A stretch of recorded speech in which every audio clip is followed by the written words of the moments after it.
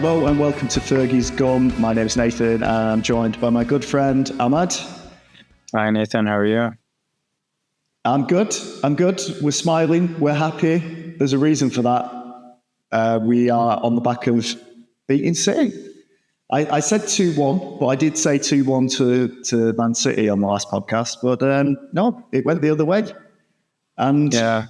I'm gonna preface this with the very real fact that, as you well know, the game, I watched the first 45 minutes and then unbelievably fell asleep at halftime, waking up 3 hours later or 2 hours later or whatever it was to see that Manchester United had done the impossible and beat Man City in their own playground, which was very, very satisfying to see at midnight. I'm sure it was. That first half, though, was bad, right? Like from both sides, it was bad for both.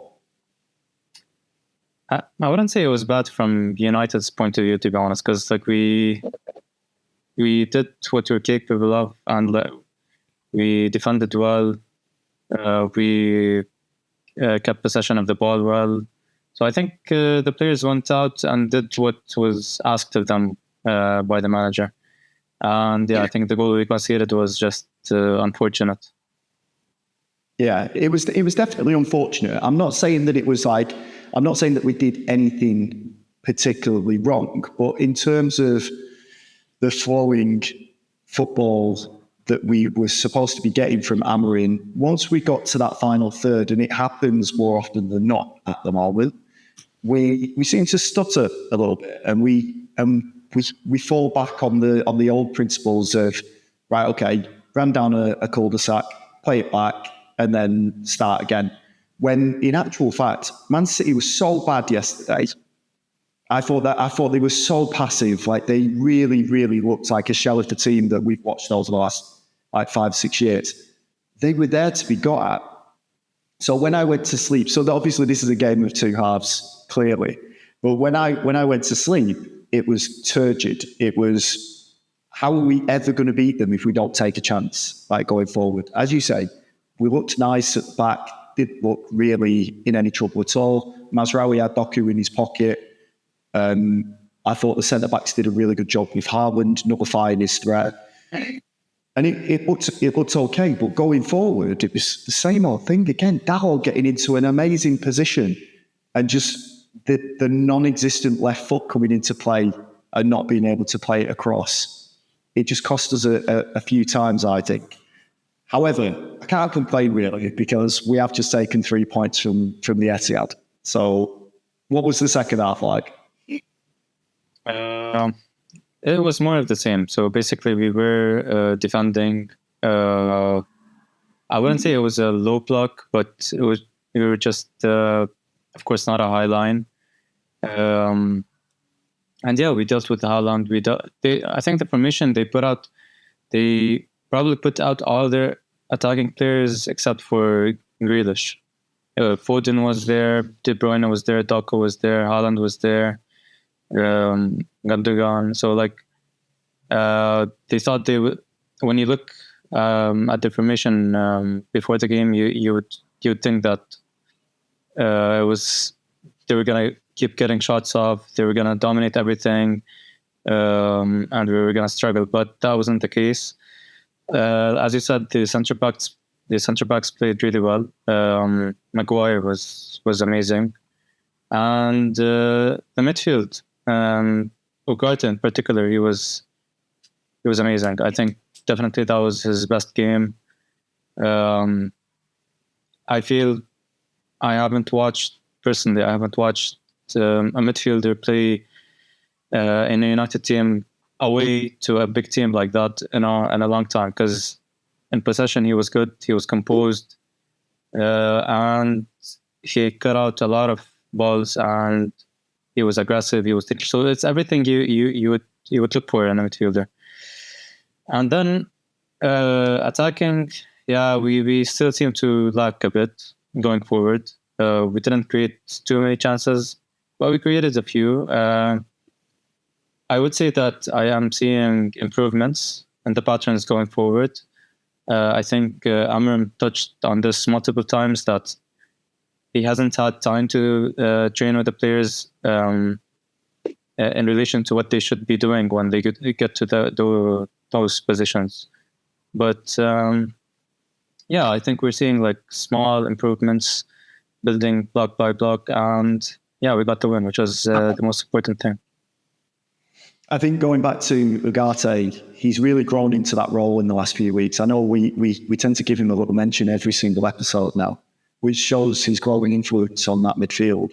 And he might have even had an assist if it wasn't for Ahmad, like just basically smashing it wide, I think. He had it was offside in the first half.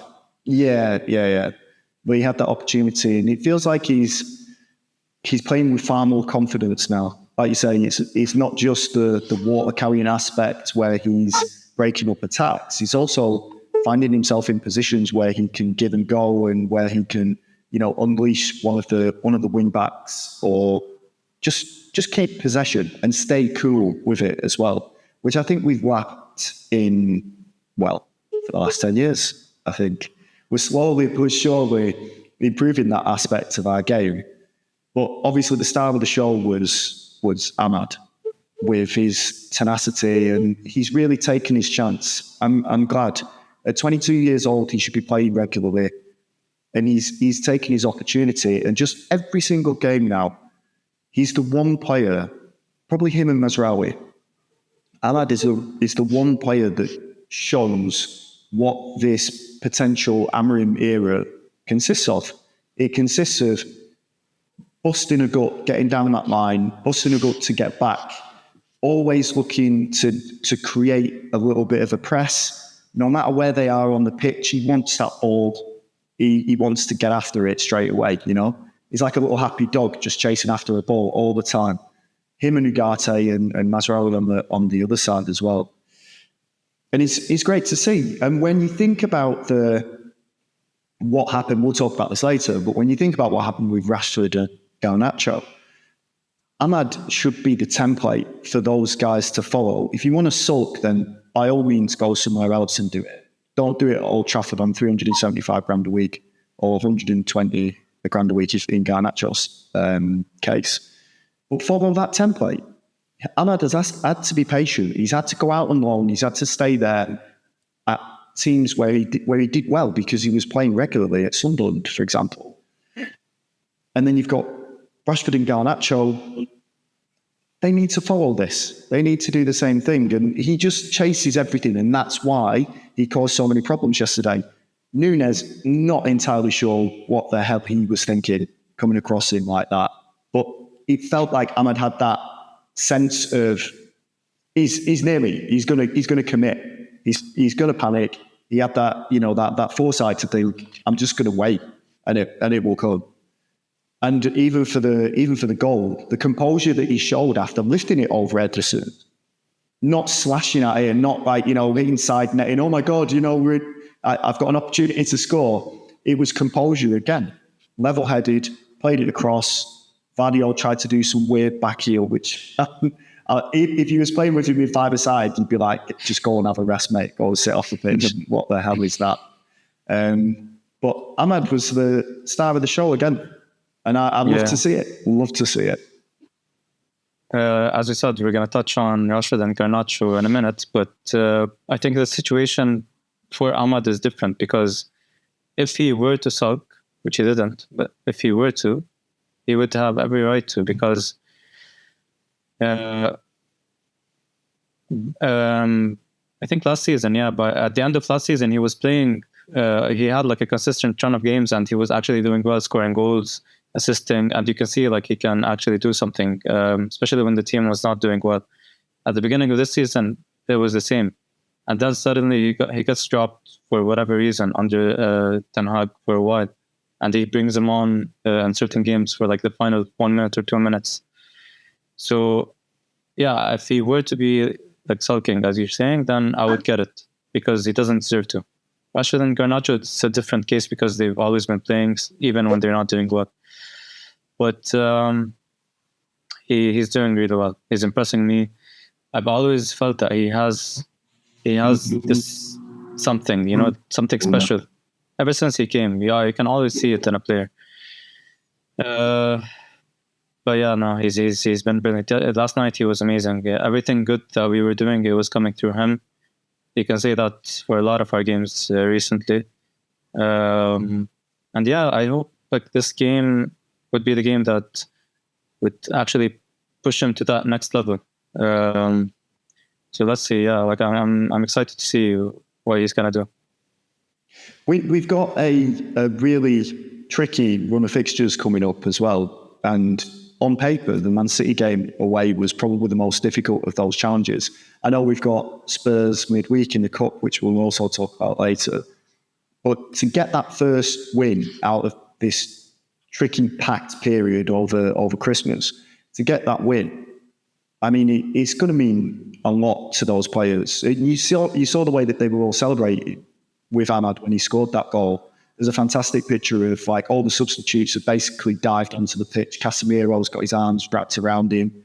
They're just all they love the fact that he has bagged that goal. And he also said as well, like it showed that there is a togetherness with these players and that they are desperate to win.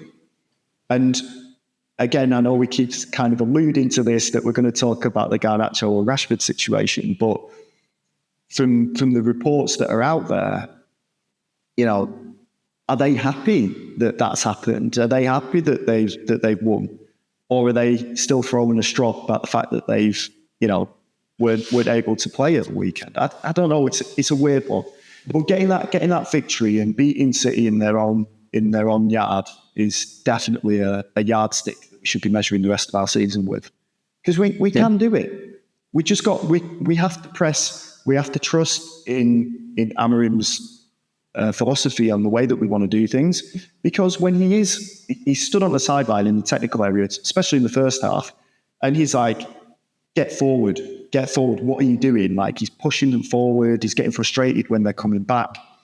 And people are saying, I spoke to one of my friends today, and he said maybe it looked a little bit like he was feeling the stress of the job. And I'm like, no, that's the passion that we've been lacking in that tactical area. Or technical area, sorry, that Ten Hag never did. Are you going to run through the wall for someone who is like, you know, passionately telling you what to do, arm around the shoulder, you know, he's on the sideline, he's willing the ball into the net, he's kicking every shot, he's heading every ball, like, or someone that stood there looking like they're about to get fired, like Ten Hag was for a majority of, you know, the last 6 months that he was in charge.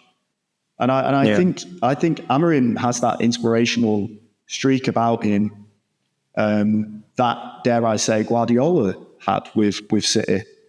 I'm not sure what's going to happen with them. I'm very happy that they haven't won a lot of games recently. I'm very happy that we beat them. One of the lasting moments of that entire game was when they went 1-0 up, and there was a camera that kind of caught him, Guardiola, and he was very happy. And he waved to the camera, and the commentators were going, "Oh, you know, he's loving it. He always knows when the camera's on him." And it's like, okay.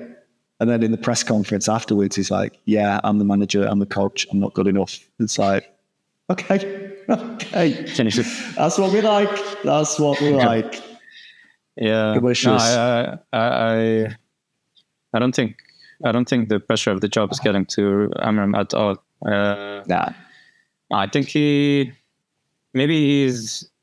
seeing things that he wouldn't have known by like with each passing game or each passing day as well. Like at the club, he's seeing things that that are wrong with the club that he needs to change, and there are like many of these things.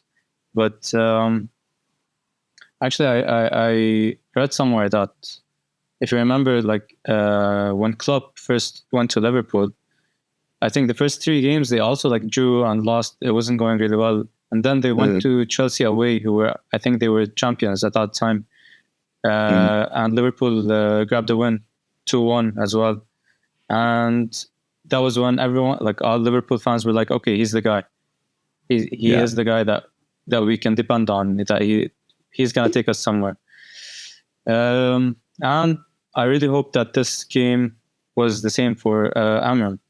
Because you need those kinds of games. You need them. You need, even if it's early in the process, You need these kind of wins for the players to believe more, which is what Amorim kept on repeating even after the Arsenal game. He said that we played well, but whenever we got to those forward positions, we didn't have enough belief to create something. And he said last night that was the difference, that the players actually started to believe. So yeah, you can tell that the players are always hesitant. I don't know, maybe they're traumatized from all the things that were happening for the past 2 years. But now maybe like you need those kinds of games to I don't know, just start having more confidence, more belief, which is basically like 90% of actually doing well. So let's see. I really hope so. They need a run of games now where they go on maybe it doesn't even have to be a win streak, just not getting beat for like the next like 3, 4, 5 games, this entire period, the winter period, going on a run really helps with the consistency and the confidence of the team as well. Like, because there's no point winning that game 2-1 narrowly and then getting beat by Spurs, getting lumped by them 5-0. It just brings you straight back down to earth again. So hopefully we will see a bit of a run from this team now. I know we've obviously talked about the positives of the game. Sure, there's the negative in Mason Mount, who's obviously got another injury, which is unfortunate. He's riddled with injuries, it seems, at the moment. But it seems like if you're ever going to rely on players to give you a tighter challenge, to help you win competitions that you're in, you cannot rely on people that are so injury prone like that. And while I'm not ready to just throw him under the bus just yet, the likes of him and Shaw, there must be question marks over their heads right now with regards to, are they going to be an integral part of this Amorim era moving forwards, right? Yeah. I felt bad for him, to be honest. I felt bad for him because, I think he's been playing for the past 4 or 5 games, coming on, starting, like coming off. I think I read a stat somewhere last night that he hasn't completed 90 minutes ever since his last season as Chelsea, which is, and that wasn't like, it was early in that season as well. So it's been like 3 years since he finished 90 minutes.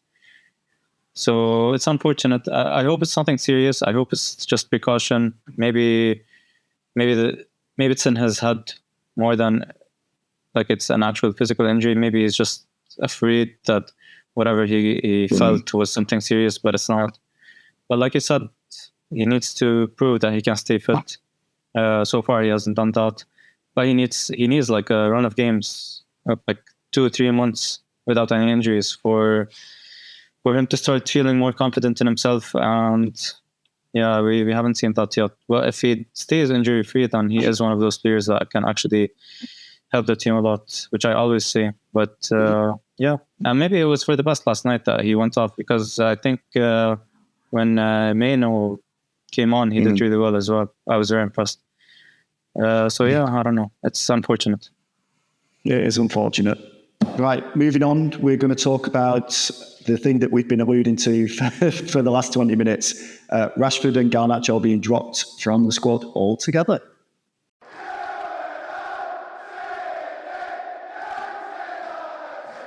Okay, so there was a dark cloud that hung over the game even before it had kicked off yesterday, with Rashford and Garnacho dropped from the squad completely, not even on the bench. And there's a couple of rumours that were floating around, if you're to believe the internet. They both trained at Carrington on Sunday morning, which is completely unheard of. And Amorim was there as well to oversee it, which is unusual. But the 2 rumours that were circulating, the first one was about the fact that someone had linked the exact team sheet or team news from Sunday's game. They leaked it on Saturday to one of the Man United accounts. And I believe that the person that did it was a player from the dressing room. Everyone had pointed fingers at Garnacho, or saying it was Garnacho's brother at first for leaking the information. And then someone pointed out that the timeline couldn't have been Garnacho, and it must have been Rashford. I don't know how they worked this out. Again, rumour, again, unsubstantiated. We don't know. The other one, which seems far more likely, and Amorim even talked about it in the post-match press conference, is that they seem to be just moping around. They don't seem to be interested, and they haven't applied themselves in training. And that seems to be the big thing. He said, I watched what they eat, how they train, how they dress, how they arrive to training, blah, blah, blah. I'm paraphrasing. I don't think he said blah, blah, blah. Would have been fairly unprofessional. And then, he without saying things, he said a lot of things, right? You got to read between the lines, and he's basically saying, I'm not happy with the way that Garnacho and Rashford have been accounted recently. And I think that's probably the more likely one. Whether one of those two leaked the team sheet, I don't know. I don't care. City still didn't win anyway. But it just feels like these two, in isolation, something's not quite right with either of them, right? Yeah. In regards to the leaks, I think the team has been getting leaked for a long while now, which is weird. I think we're the only club that have that. I don't know why. I don't know who does that. But like you said, it doesn't really matter, because I'm sure the opposition would be preparing for different scenarios, but it would break the trust in the team. And I'm not sure who does it. I've heard rumors that it was Garnacho or Garnacho's brother. But I don't know. You can't say for sure, because we never know. It could be Rashford as well. You never know.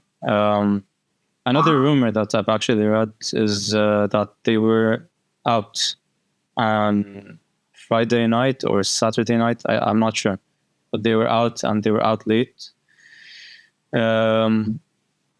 I look, and people who were saying that, they were saying that the news is going to come out maybe today or tomorrow, that everyone's going to know about this. And if that's the case, yeah, I'm not sure. It's all, like I say, it's hearsay. But I mean, in Rashford's case, it wouldn't be the first time. We've seen that before. Garnacho, I've never he's never done anything like that before. I don't know if it's true.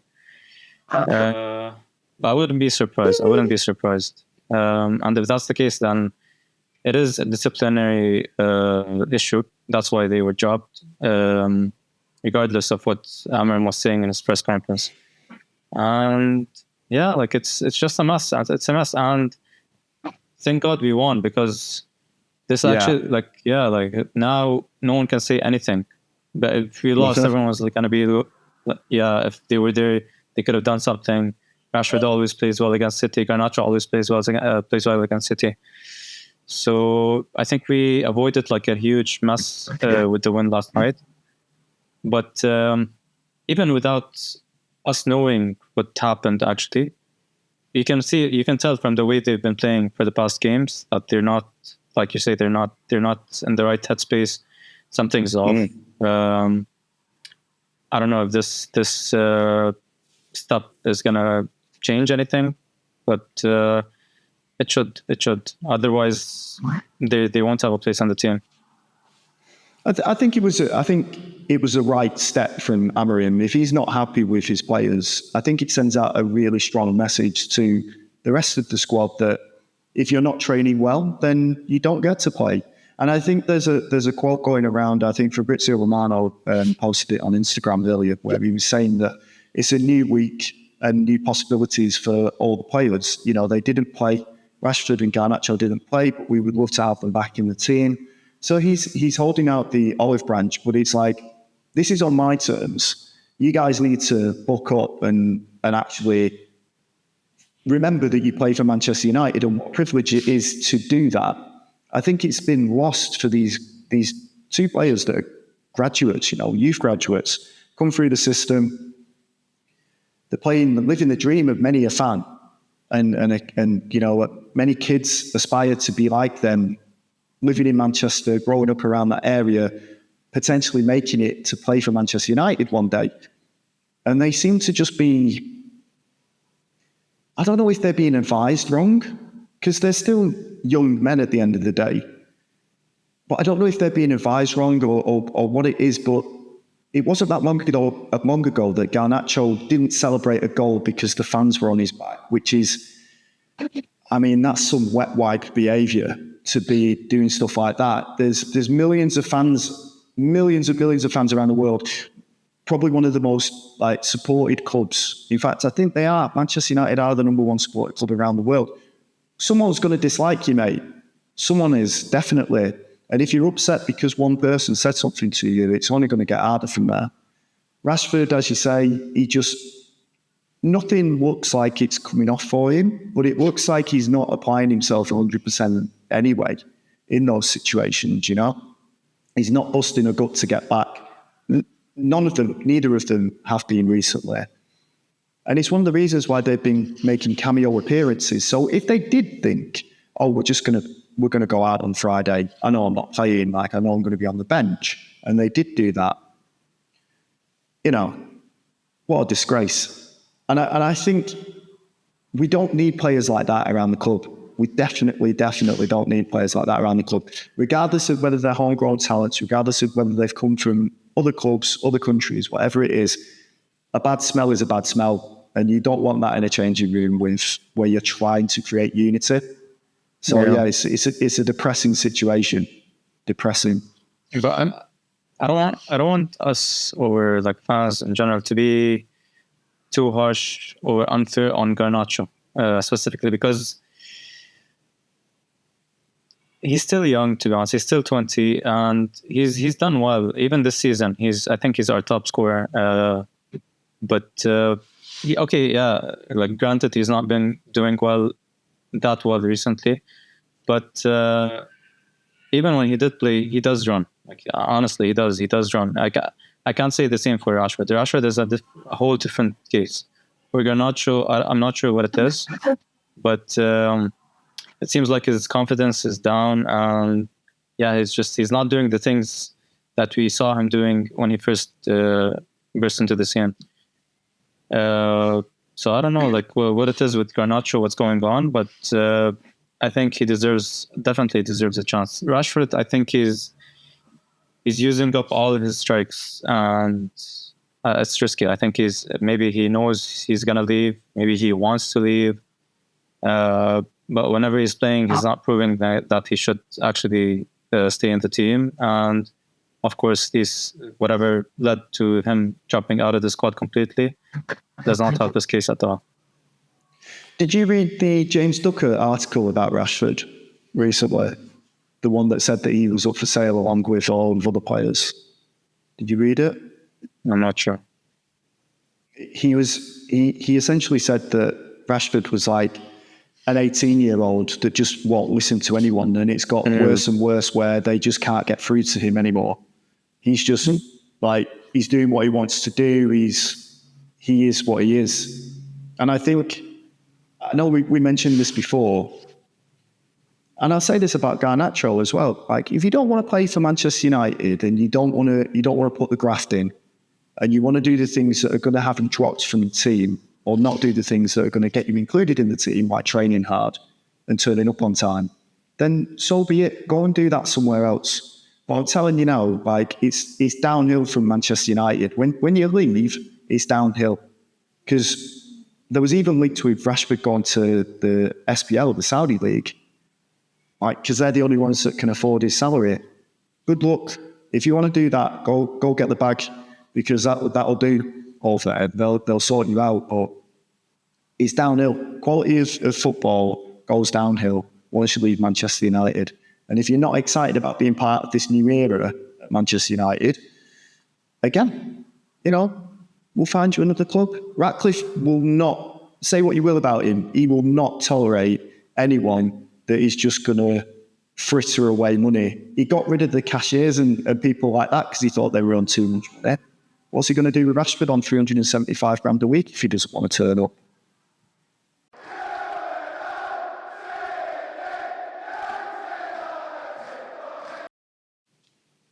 So one of the unsung heroes of the Manchester City defeat or win, is Harry Maguire, back from exile into the first team yesterday, when many thought it was going to be Lenny Yoro playing at the third centre back role, but he managed to come in there, and he's played a few games off the sub bench recently as well, hasn't he, Maguire? And it looks solid.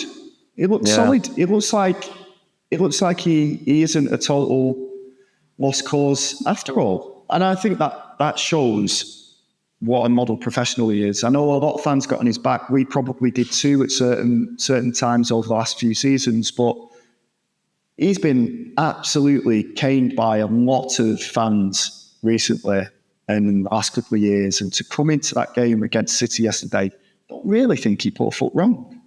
No, he was amazing.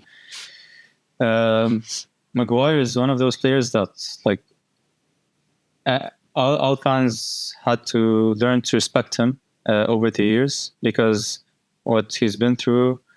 Because we tend to forget the first season he came in, he was brilliant for the team, and the second season where we finished second and we reached the Europa League final.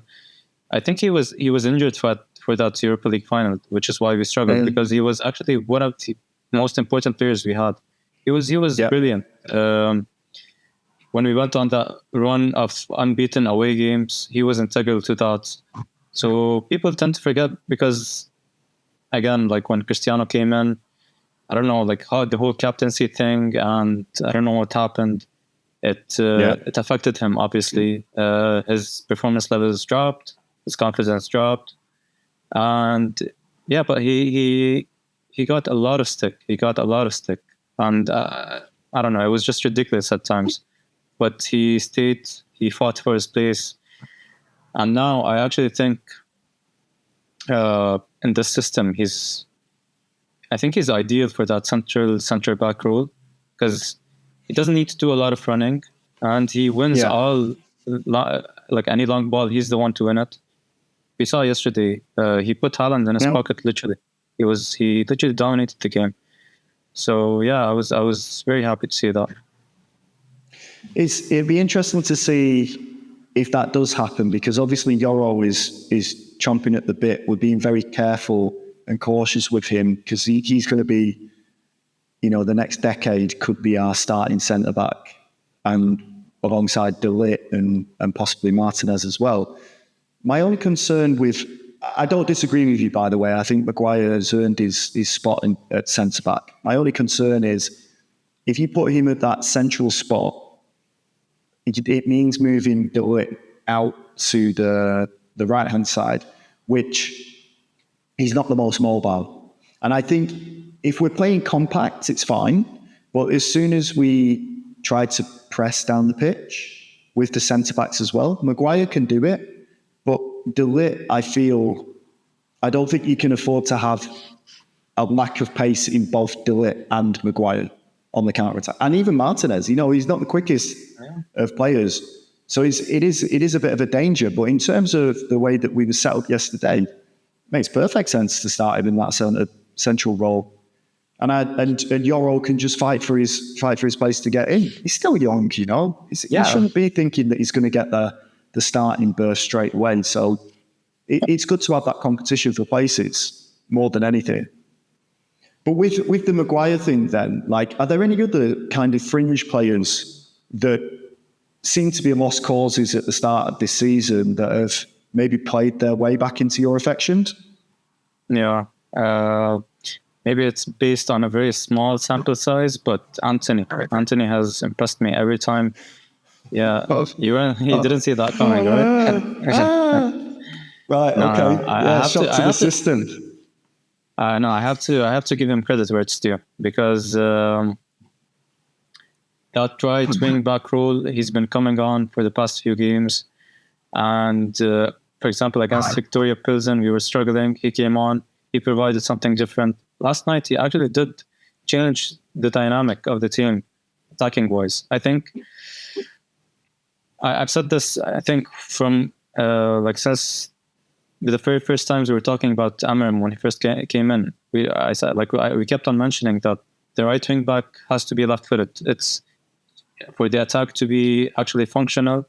The right wing back has to be left-footed so that you can like create better angles, more chances. So it makes more sense.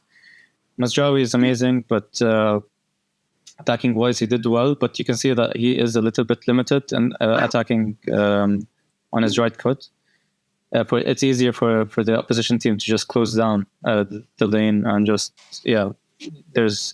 not as easy to build up. But when Anthony is coming on, even last night with Ahmad, they had this small partnership. These like 1-2s, small between the line passes, which creates things. This is literally how you create chances, because you need those when a team is defending. You need like those unexpected passes to break down the defense. I think Anthony has that in his locker. We've seen he can actually defend. He's an okay defender.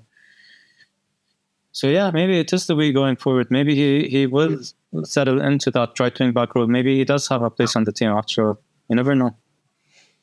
I think one of the main plus points about Anthony is that he has everything to prove right now. So when we're talking about players that aren't quite doing it in training and, they're not happy to sit on the bench, potentially, we don't know if this is true of Garnacho or Rashford.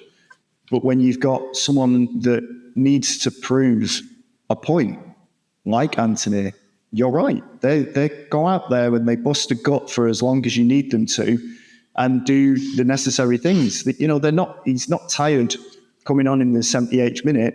He can keep running up and down for as long as you need him to. So I think you're right. It's not as shocking as maybe we thought it would be, because I guess Anthony's just become this kind of like a dead horse that we just flog all the time, and it's become a bit of a joke, a bit of a running joke. And I mean, we even named him as one of the worst signings, or the worst signing of the Ten Hag last episode, which I still stand by. Like, he's still yet to prove himself, but under a new system, new manager, it could transform his fortunes.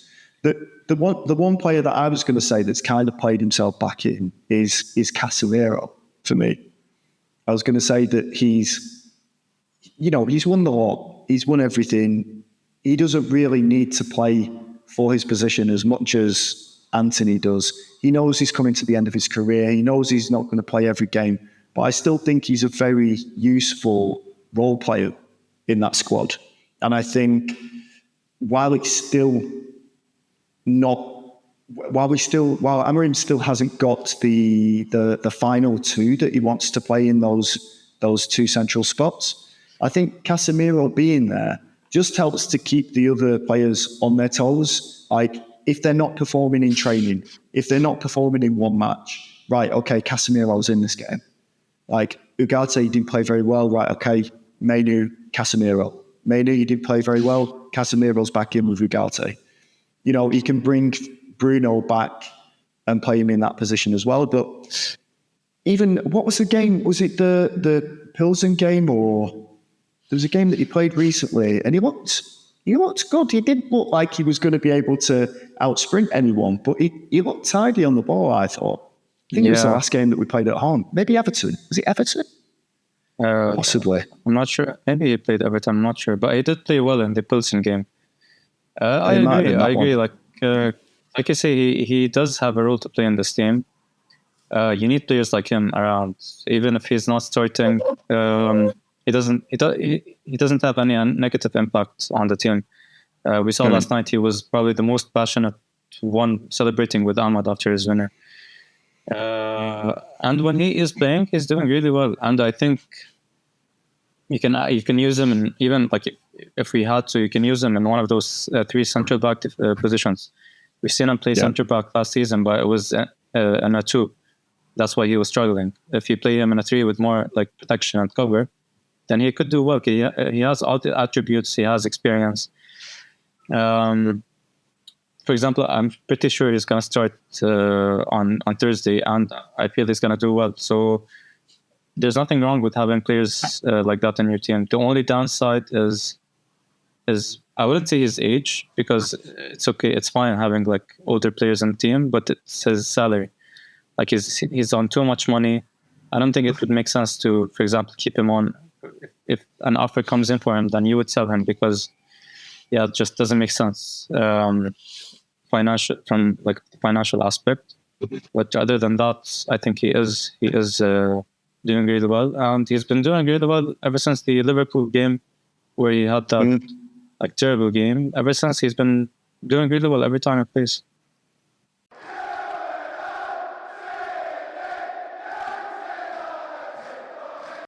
Okay, next up for Manchester United is Tottenham Hotspur at the London Stadium in the League Cup, right? Is it League Cup or FA Cup? League Cup quarter-final. League Cup.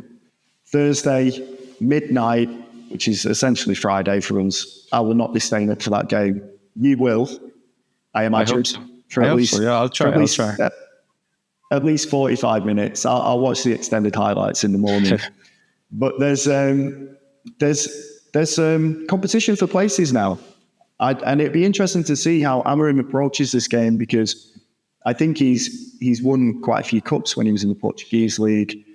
And is he going to see this as an opportunity to get back into Europe if it's not going to happen through the league? Or is he going to try and use his fringe players to try and get through? Like we talked about before, like with Casemiro's probably bound to start, right? And then we've got maybe could Maguire play 2 games in a row? I imagine Lenny Yoro will probably play in his place. Yeah. But do you think he'll go for it? Do you think he should go for it with the League Cup? Yeah, for sure. Why not? I mean, like it's a competition that if you were to win it, you would win it in February, and it would give you a boost for the rest of the season.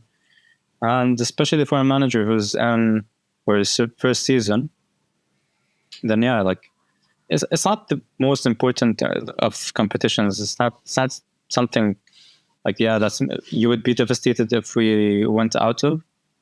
But there's nothing wrong with trying. I think we have a chance. Like if we win on Thursday, then we're into the semifinals already. I think City are out of the cup. Spurs would be out of the cup. I think just Arsenal and Liverpool are still there. But and Chelsea? Are Chelsea in it? No? I think Chelsea lost as well. I'm not sure. I don't think so. Okay. It shows how much of a focus we have on the League Cup. Yeah, we don't even know he's still in it. Hopefully, Amorim's got a closer eye on it than we have. So, who do you think is going to play up front in this game? I think he's probably going to start with Xerxes in this game. Yeah, Xerxes. I think one of Rashford or Garnacho are going to come back in. Maybe both. You never know. So I think it could be Xerxes, Rashford, Garnacho, Casemiro, Bruno again, or Kobe. I don't know. Maybe he would give Bruno a rest. Ahmad definitely would get a rest. Ugarte would get a rest. Mazraoui, maybe he got a knock last night, so I think he's not going to play. So I think Maguire wouldn't start, because last night was his first 90 minutes in like 3 months or something. Yeah. De Ligt came off, so I would imagine he would start tomorrow on Thursday. Lenny Yoro definitely.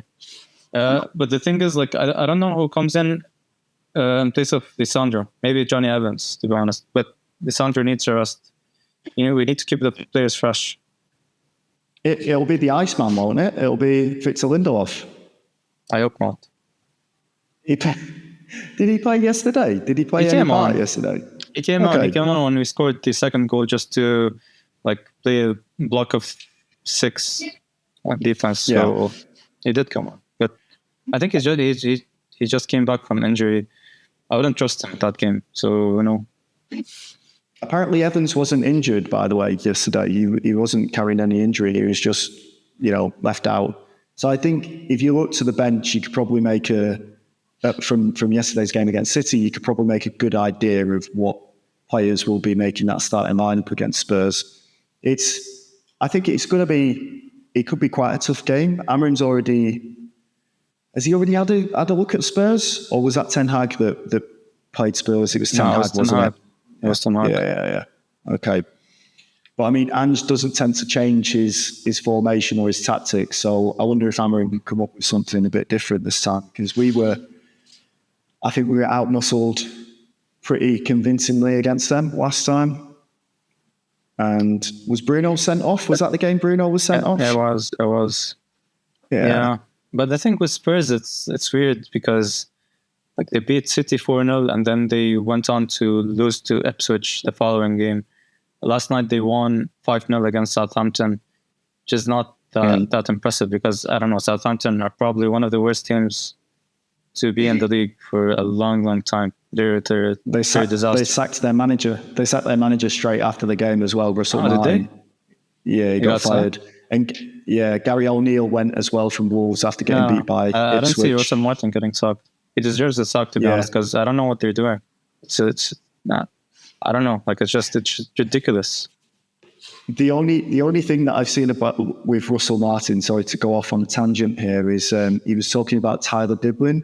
Is that his name? Yeah. And saying that United had offered 20 million for him, and he's like, nah, that wouldn't even buy his left leg. It's like, yeah, okay, all right, sure. Money talks, and when you're relegated, that 20 million suddenly starts to look pretty attractive. Yeah. So he's another player that I can see going to United next season, by the way. Yeah, he's very good. Yeah, terrible playing in a terrible team, but he actually looks decent. Score predictions then for Spurs. What do you think? I think we could win, to be honest. Especially like I hope so. I hope if we win like City away and then Spurs away, then it would give us a major boost. Yeah, I'd say 2-0 United. We could keep a clean sheet. We're defending really well. The only goals that we're conceding are from set pieces, and Spurs aren't that good from set pieces. So yeah, 2-0. I'm going to go. I think it's going to be 3-1 to United. Okay. That's what I'm going to go with, and I think it will be. I think it's an opportunity for those three players that you mentioned at the beginning, Rashford, Garnacho, and Xerxes. I think it's time for them to put on a show as well and to really stake a claim for the starting berth in the league, because right now they're considered as second choice. All three of those are considered as second choice. So if they really want it, this is the game to do it in. And a 3-1 win with one of them scoring at least 1 or 2 goals, I think that cements them for the weekend, maybe.